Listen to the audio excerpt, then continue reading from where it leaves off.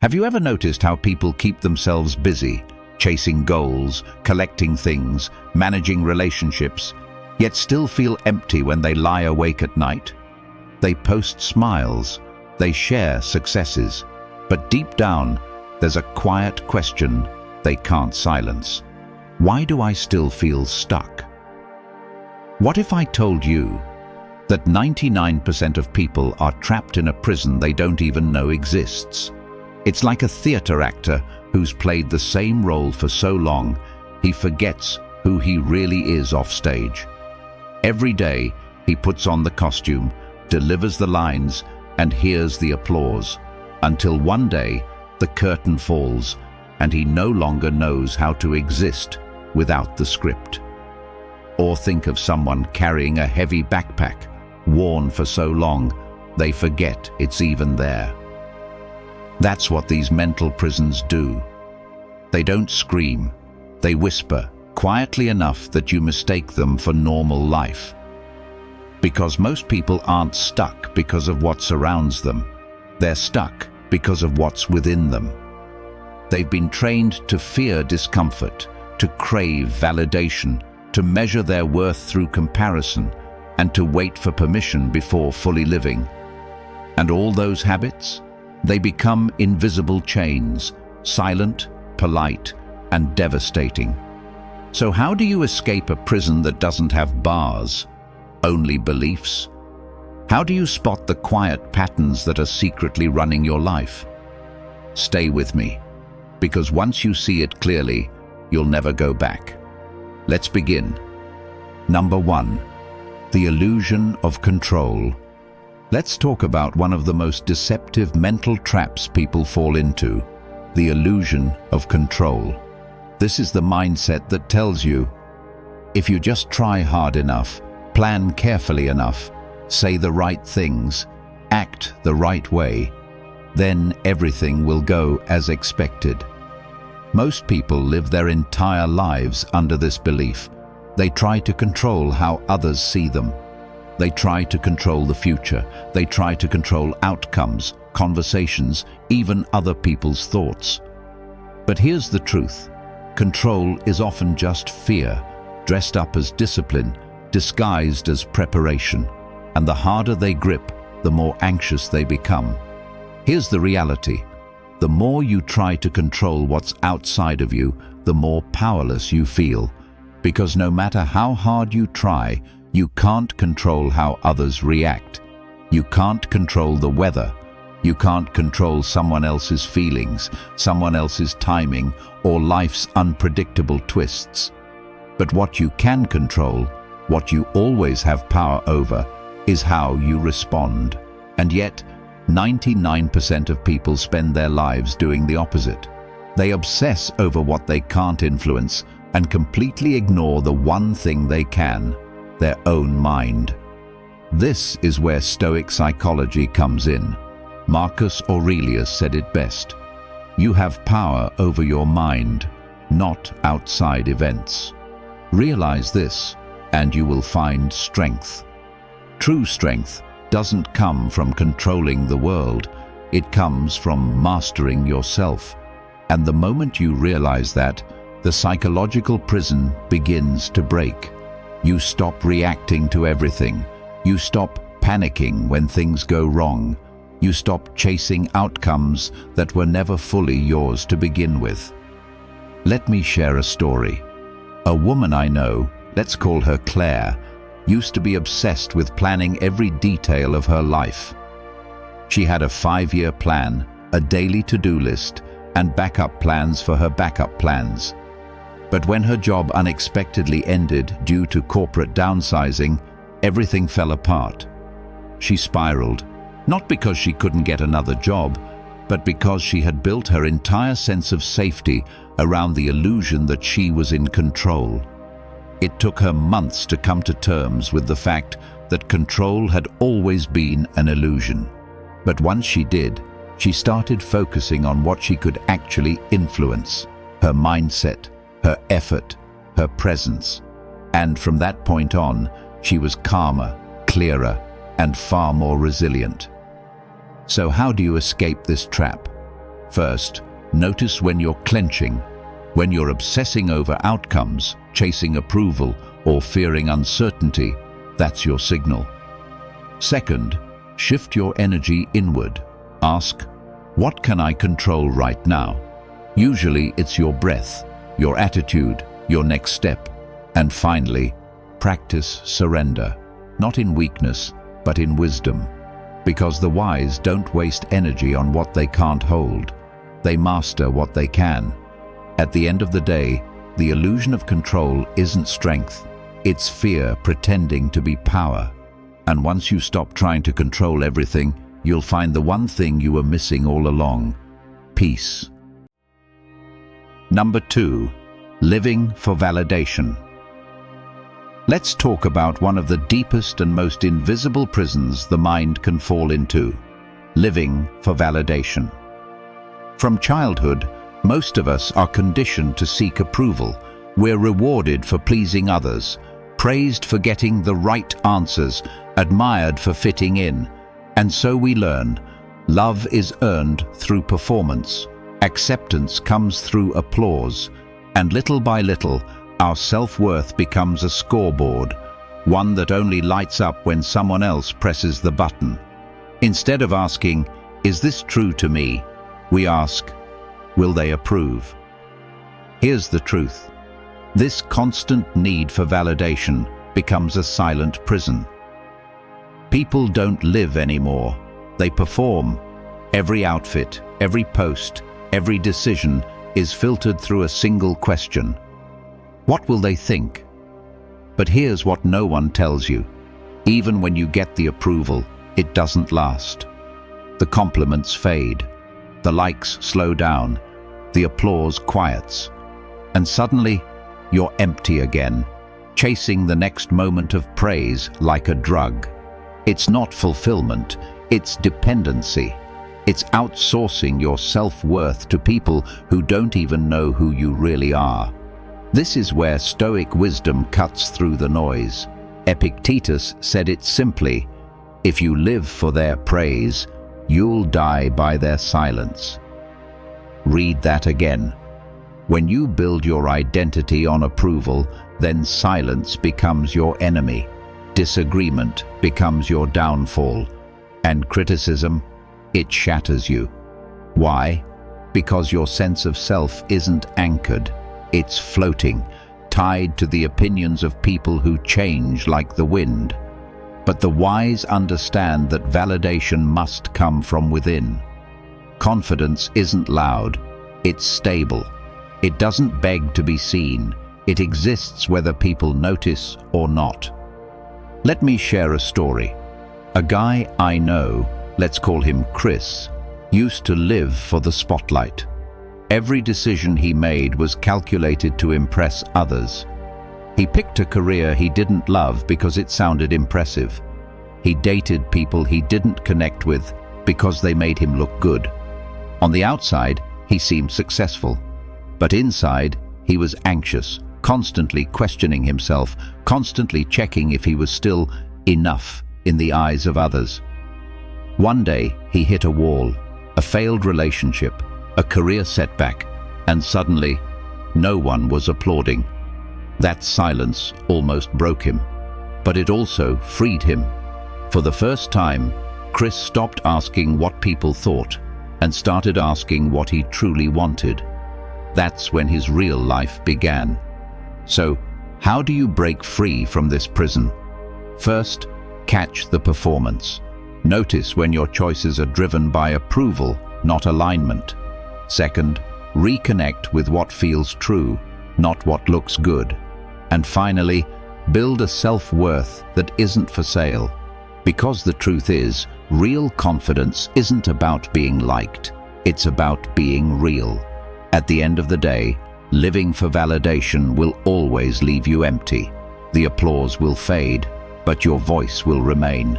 Make sure it's your own. Number 3, the addiction to comparison. Let's talk about one of the most corrosive forms of psychological imprisonment, the addiction to comparison. You open your phone, and suddenly someone else's vacation, body, career, or relationship is being projected into your space. They look happy, they look successful, and without even realizing it, your mind whispers, "Why don't I have that?" This isn't admiration, it's self-doubt, a slow erosion of your peace. You start measuring your life not by your own values, but by someone else's timeline. Their wins feel like your failures. Their progress makes your pace feel insufficient. And the worst part? It never ends. Here's the truth. Comparison is a thief, not just of joy, but of clarity. When you constantly look sideways, you lose sight of your own direction. People don't grow anymore. They compete with ghosts. A friend gets married, and suddenly you feel behind. A colleague gets promoted, and you question your worth. But none of these events have anything to do with your unique path. Still, the addiction to comparison pulls you in. One scroll, one conversation, one expectation at a time, until you're living someone else's dream and calling it ambition. This is where Stoic wisdom brings freedom. Seneca once said, "Don't waste time debating what others have. Focus on what you control, yourself." In other words, you're not responsible for someone else's life, only your own. You don't have their journey, their pain, their process. So why are you using their outcomes as your measuring stick?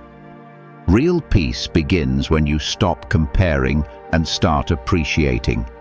When you shift from "why not me" to "what's right for me." Let me share a story. There's a woman I know, let's call her Jessica. She used to constantly compare herself to her friends. They were getting married, buying homes, having kids, and she felt stuck. She wasn't unhappy with her life until she measured it against theirs. Every accomplishment she had felt smaller when placed beside someone else's timeline. One day, she broke down, not because her life was wrong, but because she'd convinced herself it wasn't enough.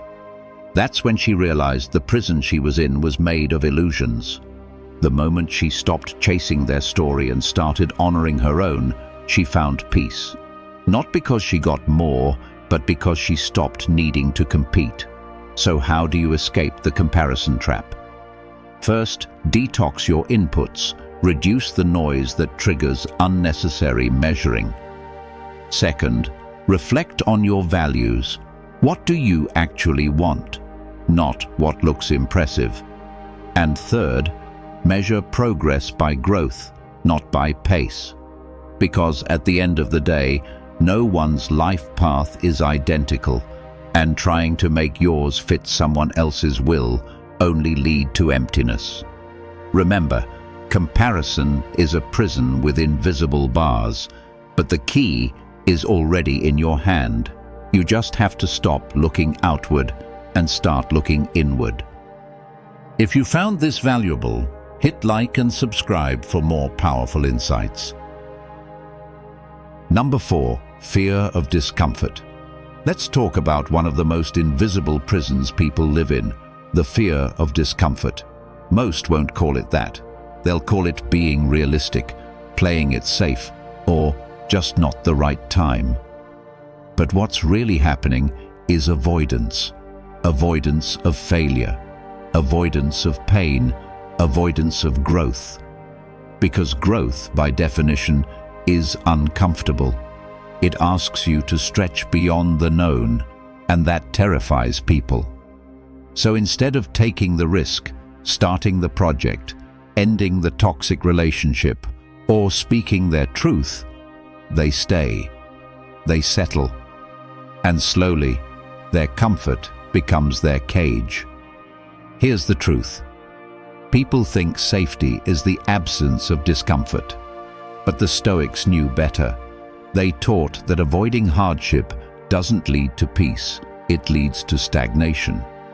When you refuse to face discomfort, you start shrinking.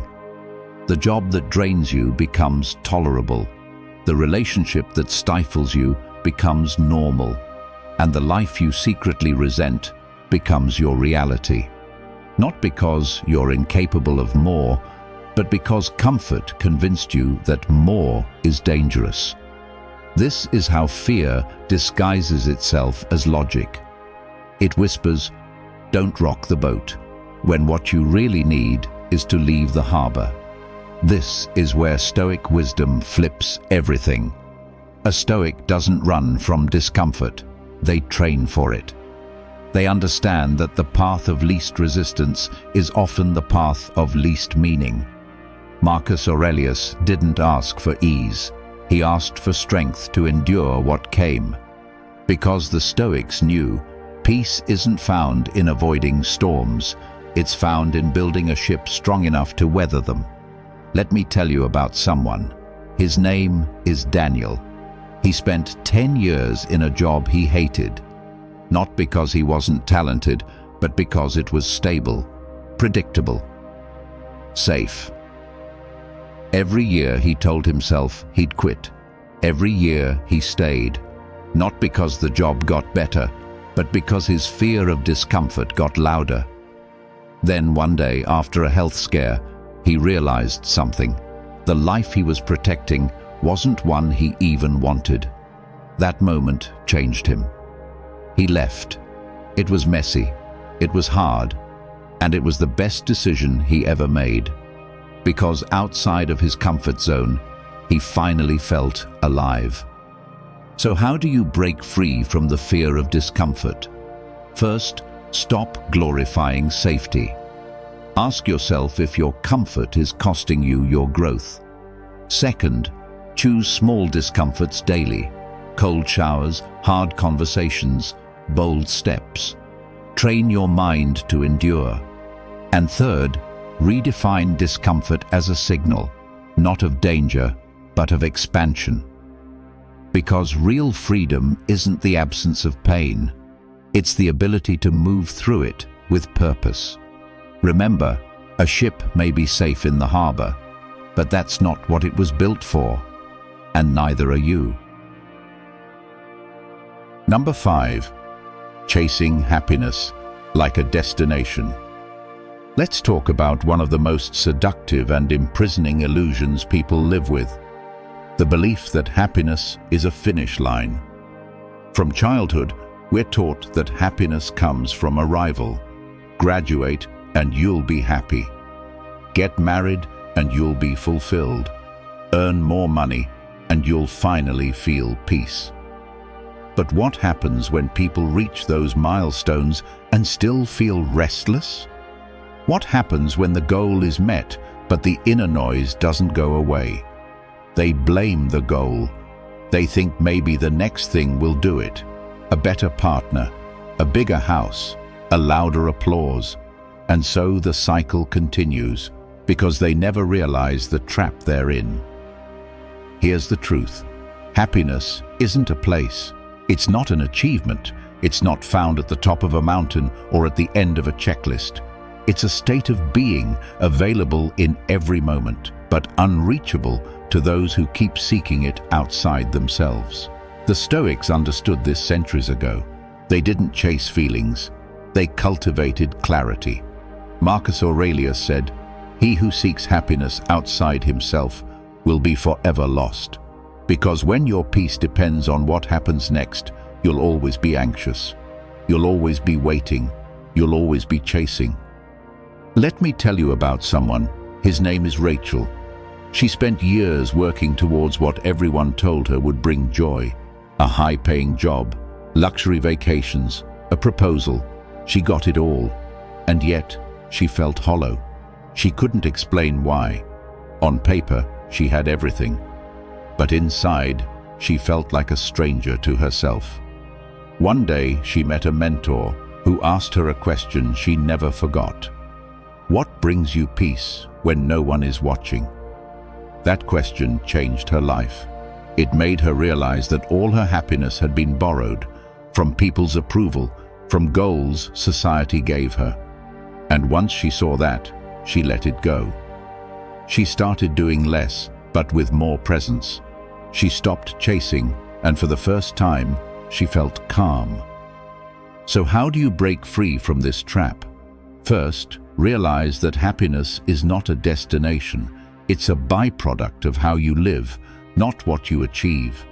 Second, stop outsourcing your peace to future events. If you can't find calm in your current moment, you won't find it in the next one either. And third, ask yourself often, am I building a life that looks good or one that feels true? Because the truth is, most people are chasing something they already have access to, but can't see it. Why? Because they're too busy running. You don't need to arrive anywhere to feel whole. You just need to stop running from yourself. If you've watched the video this far, don't forget to leave a comment with a thank God and give it a like if you enjoyed the content. Your support means a lot and motivates me to keep creating more interesting videos. I hope you find inspiration in them and that we continue learning together. Thank you for your support. Number 6. Letting the past define you. Let's talk about one of the most invisible prisons people live in, allowing their past to become their identity. For many, it's not just something they went through, it becomes who they believe they are. A mistake becomes a label, a failure becomes a ceiling, a single moment of weakness becomes a lifelong sentence. They carry old shame like it's stitched into their skin. Guilt whispers into every decision, and instead of moving forward, they live in rewind, trapped in memories, regrets, and what-ifs. They keep replaying the worst day of their life and wonder why peace never comes. Here's the truth. You are not what happened to you. You are what you choose to become despite it. The past is a lesson, not a prison. But most people never learn the lesson. They just relive the pain. They think dragging guilt is a form of accountability. They believe staying small is how they make up for old wrongs. But that's not redemption. That's self-punishment. And the Stoics knew the difference. Seneca said, "What's done cannot be undone, but you can choose not to carry it." That means growth isn't about rewriting the past. It's about refusing to let it write your future. Let me tell you about someone. His name is Anthony. In college, he failed a class that cost him a scholarship. He blamed himself for years. Even when he got another chance, even when people believed in him, he didn't. He saw himself as a failure wearing a success costume. He turned down opportunities because he felt unworthy. He stayed quiet in rooms where he should have spoken. And it wasn't because the world rejected him. It was because he still hadn't forgiven himself. His prison wasn't made of walls. It was made of memory. So how do you break free? First, separate fact from fiction. Yes, it happened, but no, it doesn't define you. Second, stop rehearsing pain. Reflection is healthy, but rumination is self-harm. Third, start rewriting the story. You're not the mistake. You're the person who survived it, grew from it, built something better after it. That's where your worth lives, not in what went wrong, but in what you're choosing now. Because here's the Stoic truth. No chain is heavier than the one we refuse to put down. Let the past be the past. Learn from it, but don't live in it. Peace begins the moment you stop letting history hold the pen. The rest of the story is yours to write. Number 7. Waiting for permission. Let's talk about one of the most common psychological traps. Waiting for someone else to validate your readiness. Most people don't chase their dreams because they're not sure it's time. They hold off on launching that project, leaving that toxic relationship, or speaking their truth, not because they can't, but because they're waiting for a sign, waiting for someone to say, "You're good enough now." They confuse hesitation with humility, but the truth is, they're just afraid. Afraid to move without a green light, afraid to bet on themselves without a sponsor. And so they wait and wait until time runs out. Here's the truth. The life you want isn't handed to you, it's built by you. Nobody is coming to say, you've got what it takes. Nobody will knock on your door and announce your destiny. And the more you wait, the more you train your mind to believe that action depends on permission. But Stoic philosophy rejects that mindset. Marcus Aurelius said, "Don't ask if you're allowed, ask if you're willing." That flips everything. It means your life isn't waiting for approval, it's waiting for courage. Let me tell you about someone. We'll call her Rebecca. She spent years in a job she hated, convinced she needed more credentials, more savings, more proof before she could do what she really loved: design. She watched others succeed and thought, they probably had more support. But one day, something shifted. Not in the world, inside her. She stopped asking, "Am I ready?" and started asking, "Am I willing to try, even if I'm scared?" She left the job, started small, stumbled, learned, improved. And today, she's not just successful, she's free. And it didn't start with a guarantee. It started when she stopped waiting. So how do you break free from this mental prison? First, realize that doubt doesn't mean stop. It means you're human. Second, understand that action brings clarity, not the other way around. You don't need certainty to begin. You need movement. And third, start small. One decision, one step, one boundary. The moment you act without permission is the moment you reclaim your power. Because here's the Stoic truth. Freedom doesn't come from being chosen. It comes from choosing yourself. If you're always waiting for someone to tell you it's okay, you've already given them your life. Take it back. You don't need permission to grow, to leave, to speak, to create. You only need one thing: willingness. And that's entirely in your control. If you believe this video can help others, give it a like. It helps the YouTube algorithm show it to more people. And don't forget to subscribe for more awesome content coming your way.